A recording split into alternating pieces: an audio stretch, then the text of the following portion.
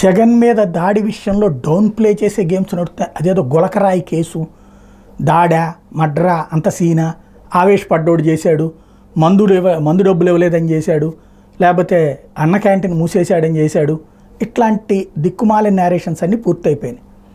కొట్టడం నిజం అన్నటువంటి విషయం తేల్చారు. అయితే తాజాగా ఎవడైతే అరెస్ట్ అయినటువంటి సతీష్ విషయంలో విస్తుపోయే నిజాలు బయటపడుతున్నాయి. సతీష్ అలియాస్ సత్తి గ్యాంగ్, ఆ గ్యాంగ్ ఒక 10-15 మంది ఉంటారు. అందులో 5గురు కీలకంగా ఉంటారు. ఆడు వెనకాలే తిరుగుతుంటాడు. దూరంలోని లక్ష్యాల్ని రాళ్లతో కొట్టడంలో వాడు ఎక్స్పర్ట్ అట. చెట్టు మీద ఉన్నటువంటి గుడ్డునైనా సరే కొట్టగలుగుతాడట. అలా అదే వాడి ఎసెట్గా వాడిని గ్యాంగ్ లీడర్గా ఆ మిగతా పిల్లకాయలు భావిస్తున్నారు. అనేక సార్లు అనేక పనులు చేశాడట. ఇప్పుడు ఆ క్యాండిడేట్ 2 సార్లు అటెంప్ట్ చేశాడట ఆ రోజున జగన్ని. డాబాకొట్ల సెంటర్, అక్కడ సింగనగర్లో డాబాకొట్ల సెంటర్ అని ఉంటుంది. డాబాకొట్ల సెంటర్ దగ్గర వేయడానికి ప్రయత్నించాడట. అయితే ఆ టైంలో తోపులాట కారణంగా, అంటే ఒకసారి మూమెంట్ నడుస్తూ ఉంది కారణంగా ఆ టైంలో గబక్కన జారిపోయింది. అంటే వెళ్ళాల్సిన స్థాయిలో వెళ్ళలేదు.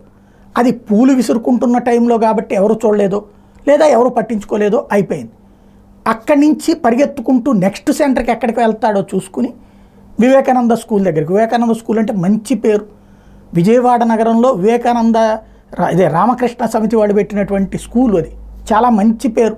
ఎంతోమంది సంస్కృత లెక్చరర్లు అట్లాంటి వాళ్ళు అక్కడ ఉండేటువంటిది. వివేకానంద స్కూల్ని బాగా తెలిసి నాకు, అంత మంచి స్కూల్. అక్కడ బల్లెక్కి ఈ ఘాతుకానికి పాల్పడ్డాడు. కరెక్ట్గా కింద నుంచి ఇట్లా కొడితే కరెక్ట్గా తగిలేటట్టు కొట్టగలిగినటువంటి వాడు వీడు.